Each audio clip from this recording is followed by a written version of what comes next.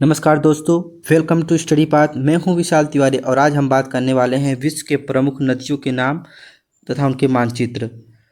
हाल ही में मैंने भी इसका पहला पार्ट 1 बनाया है। अगर आप पहली बार इस वीडियो को देख रहे हैं तो आप सबसे पहले पार्ट 1 को देखें, उसके बाद इस पार्ट 2 को आप देख सकते हैं। मैं इसका लिंक आपको नीचे दे दूँगा। अगर आप सोशल मीडिया पे हैं तो आप मुझे फॉलो कर सकते हैं इंस्टाग्राम पे। आप बस इंस्टाग्राम पे सर्च करना है @M विशाल तिवारी और मेरा आईडी आप लोग के बीच आ जाएगा। और अभी हाल ही के समय में परीक्षाओं में एक ट्रेंड बनता हुआ दिख रहा है कि अधिकतर नदियों के बारे में जो पूछे जा रहे हैं, उसके उद्गम स्थल, उसके कहाँ पे वो गिर रहा है, वो कहाँ पे जाके मिलता है, उसका एंडिंग पॉइंट कहाँ पे है, तथा उस नदियों की लंबाई कितनी है, ये अधिकतर पूछे जा रहे हैं। साथ ही साथ वो नदी किस किस कंट्री में है, किस कॉन्टिनेंट में, ये भी प्रश्न पूछे जा रहे हैं। तो चलिए शुरू करते हैं। सबसे पहला जो नदी है वो है, जो सबसे पहला नदी है वो है नील नदी। नील नदी क्या है, इसका जो उद्गम स्थल है वो कहाँ पे है, ये नील नदी कहाँ पे जाके गिरती है, या इसका एंडिंग पॉइंट कहाँ पे है, इसकी टोटल लंबाई कितनी है। तो सबसे पहले बात कर लेते हैं अगर नील नदी की। तो जो नील नदी है इसे नाइल रिवर भी इंग्लिश में बोलते हैं। नील रिवर ये विक्टोरिया झील बुरुंडी से निकलती है और मेडिटेरियन सी भूमध्य सागर में जाकर के ये मिल जाती है। और इसकी जो कुल लंबाई है वो है 6,690 किलोमीटर। ये विश्व की सबसे बड़ी रिवर है, जहाँ पर मिस्र की सभ्यता भी रही है। जैसा कि आप यहाँ पे देख सकते हैं, ये वर्ल्ड मैप है। वर्ल्ड मैप में आपको ये दिख रहा होगा, ये है अफ्रीका महाद्वीप, जिसे अफ्रीका कॉन्टिनेंट भी कहते हैं। ये अफ्रीका महाद्वीप है। अफ्रीका महाद्वीप में ही जो नील नदी है, विक्टोरिया लेक है, विक्टोरिया लेक से ही ये नदी निकलती है और नॉर्थ की तरफ बहती हुई जाकर के मेडिटेरियन सी में मिल जाती है। यहाँ पे आपको ज़्यादा अच्छे समझ में आएगा। देखिए, ये है वर्ल्ड मैप में साउथ कॉन्टिनेंट, काफ़ी बड़ा देश है। अफ्रीका कॉन्टिनेंट है, यूरोप के साउथ डायरेक्शन में है। और अगर आप यहाँ पे देखते हैं तो ये आपको दिखेगा विक्टोरिया लेक। यहाँ पे आपको दिखेगा, मेरे कर्सर जहाँ पे चल रहा है, आपको दिखेगा विक्टोरिया लेक, लेक विक्टोरिया। यहाँ से चलते हुए युगांडा, युगांडा से साउथ सूडान से होते हुए, सूडान कंट्री से होते हुए इजिप्ट जाता है, और इजिप्ट से होते हुए ये कायरो एक शहर है, वहाँ से होते हुए मेडिटेरियन सी में जाके मिल जाता है। ये नाइल रिवर है। इसे अफ्रीका का जीवनदायिनी नदी भी कहा जाता है, और साथ ही साथ ये पूरे अफ्रीका कॉन्टिनेंट में सबसे बड़ी नदी के साथ साथ विश्व की सबसे बड़ी नदी है। यही एक ऐसी नदी है अफ्रीका की जो ज़्यादातर स्टेट जो हैं अफ्रीका के, उसको सींचने का काम करती है। चलिए अगले नदी की बात कर लेते हैं। अगला नदी है अमेजन नदी। अमेजन नदी, इसका उद्गम स्थल कहाँ पे है, ये कहाँ पे जाके गिरती है या किस ओशन में जाके मिल जाती है, और इसकी टोटल लंबाई कितनी है। तो अगर आप ध्यान से देखेंगे, ये अमेजन नदी है, वो इसका जो उद्गम स्थल है, जो उद्गम स्थान है, वो लेगो विल फेरो पेरू में है।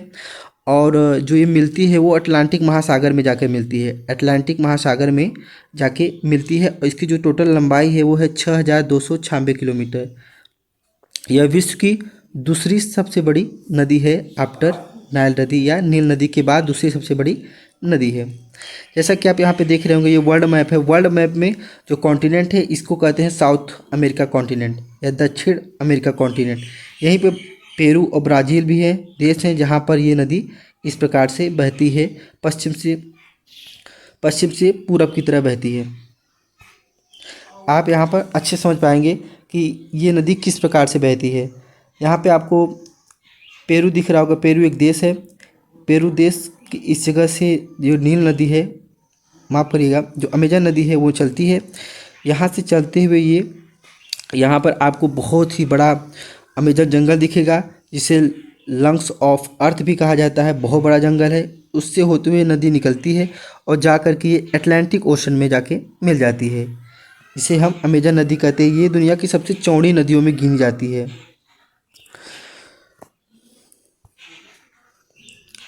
जी, अब आप यहाँ पे देख सकते हैं, क्योंकि ये सबसे ज़्यादा जो नदी का बहाव है वो ब्राज़ील में ही रहा है, और ब्राज़ील कंट्री में सब ज़्यादा बहता है, तो इसलिए ब्राज़ील के लिए बहुत ही ज़्यादा इम्पोर्टेंट हो जाता है। साथ ही साथ पूरे वर्ल्ड के लिए ये नदी बहुत ही इम्पोर्टेंट है। और ब्राज़ील के कैपिटल हैं, जो भी हैं, आप यहाँ पे देख सकते हैं। चलिए एक अन्य नदी की बात कर लेते हैं। इस नदी का नाम है यांगसी नदी। यांगसी नदी इसका उद्गम स्थल कहाँ पे है ये पूछा जा सकता है, या आपसे पूछा जा सकता है ये कहाँ पे जाकर गिरती है, ये कौन से सी या ओशन में मिलती है, या इसकी टोटल लंबाई कितनी है। तो अगर हम यांगसी नदी की बात करते हैं तो यांगसी नदी जो इसका उद्गम स्थल है वो तिब्बत का पठार है, जिस तिब्बत का पठार है वो है, और ये जो जाकर गिरती है वो चीन सागर में जाके गिरती है। ईस्ट चाइना सी है, वहाँ पर शंघाई शहर उसके पूरब की तरफ में जाके ये नदी यांगसी नदी मिलती है। और इसकी जो कुल लंबाई है, इसकी लंबाई है 5,797 किलोमीटर।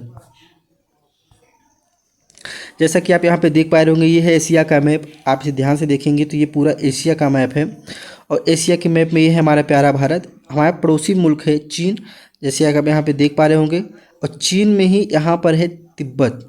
तिब्बत का पठार है जिसे रूप ऑफ द वर्ल्ड कहते हैं, विश्व की छत कहते हैं। यहीं से एक नदी निकलती है और उस नदी का नाम है यांगसी नदी। यांगसी नदी बहती हुई चाइना के बहुत सारे शहरों को, वुहान शहर को भी सींचते हुए निकलती है, और संघाई शहर में पहुंच करके ईस्ट चाइना सी में जाके मिल जाती है। इसको अगर आप ध्यान से देखेंगे तो कुछ इस प्रकार से आपको दिखेगा। जहाँ मेरा कर्सर चल रहा है आप लोग देखेंगे ध्यान से, तो इसे कहते हैं, ये है तिब्बत का पठार। जितनी भी चीन की जितनी भी नदियां हैं, ज़्यादातर जो नदियां हैं वो तिब्बत के पठार से ही होकर निकलती है और चीन में बहती है। क्योंकि तिब्बत चीन के कब्जा हुआ एक स्थान है, ये फ्री स्टेट हुआ करता था कभी, 1950 के बाद चीन इसे कब्जा कर लिया है। यहाँ के जो धर्म गुरु हैं दलाई लामा, वो अभी हमारे भारत में रहते हैं शरणार्थी के तौर पे, हमने उनको शरण दिया हुआ है और धर्मशाला में उनका स्थान है। तो हम बात करते हैं इस नदी की, यांगसी नदी की, तो तिब्बत से होकर निकलती है और इस प्रकार से बहती हुई ये वुहान शहर से होते हुए संघाई में से होते हुए ये ईस्ट चाइना सी में जाकर समुद्र में मिल जाती है, ईस्ट चाइना सी में मिल जाती है। और इस प्रकार से ये काफ़ी बड़ी नदी हो जाती है एशिया की, जिसे हम यांगसी नदी कहते हैं। तो आप इसे याद रखिएगा, ये जो है तिब्बत के पठार से निकलती है, पहली बात। दूसरी बात ये कहाँ जाके मिलती है, तो ईस्ट चाइना सी या चीन के सागर में मिल जाती है। अगर चीन की बात करते हैं तो चीन के जो कैपिटल है, चीन का कैपिटल है बीजिंग, यहाँ की राजधानी जो है बीजिंग है, और यहाँ के जो राष्ट्रपति हैं वो शी जिनपिंग है, तथा उनके पार्टी का नाम कम्युनिस्ट पार्टी ऑफ चाइना है। और जो चाइना का आर्मी है, उस चाइना के आर्मी का नाम है पीपुल्स लिबरेशन ऑफ आर्मी। यहाँ पे कोई डेमोक्रेसी नहीं है, ये एक कम्युनिस्ट कंट्री है जिसे हम चीन कहते हैं। अब बात करते हैं अन्य नदी की। अन्य नदी का नाम है डैन्यूब नदी। कभी कभी ये भी प्रश्न पूछे जाते हैं कि डैन्यूब नदी क्या है, इसका उद्गम स्थल कहाँ पे है, ये कहाँ जाकर गिरती है या कौन से स्थान पे जाकर ये समुद्र में मिलती है, साथ साथ इसकी लंबाई टोटल कितनी है, ये भी प्रश्न अधिकतर परीक्षाओं में पूछे जा रहे हैं। तो डैन्यूब नदी की बात करते हैं तो डैन्यूब नदी जो है यूरोपियन कंट्री है, वहाँ पे ये नदी बहती है। और इसका जो उद्गम स्थल है वो है जर्मनी में एक जगह है ब्लैक फॉरेस्ट, वहाँ से ये नदी निकलती है और काला सागर, जिसे ब्लैक सी भी बोलते हैं, वहाँ पे जाकर ये मिल जाती है या गिर जाती है। और इसकी जो टोटल लंबाई है 2842 किलोमीटर है। यह जो कॉन्टिनेंट है या यूरोप कॉन्टिनेंट है, वहाँ की दूसरी सबसे बड़ी नदी है। और यूरोप की जो सबसे बड़ी नदी है उसे हम वोल्गा रिवर या वोल्गा नदी भी कहते हैं।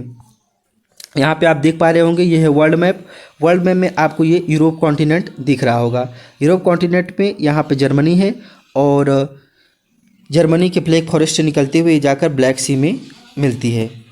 आप यहाँ से अगर ध्यान से देखेंगे तो ये पॉलिटिकल मैप है यूरोपियन कॉन्टिनेंट का। यहाँ पे आपको दिख रहा होगा, जहाँ मैं कर्सर घुमा रहा हूँ, यह है जर्मनी में यहीं पर ब्लैक फॉरेस्ट है, और यहीं से निकलता है, यहीं से डैन्यूब नदी निकलती है, और यहाँ से निकलते हुए अंत में जाकर के ये है ब्लैक सी। आपको टर्की के ऊपर दिखेगा, यूक्रेन, टर्की और रसिया से घिरा हुआ एक कंट्री है, रसिया से घिरे हुए कंट्री से के बीच में ब्लैक सी है, और यहीं पर ब्लैक सी में जाकर के ये नदी मिल जाती है।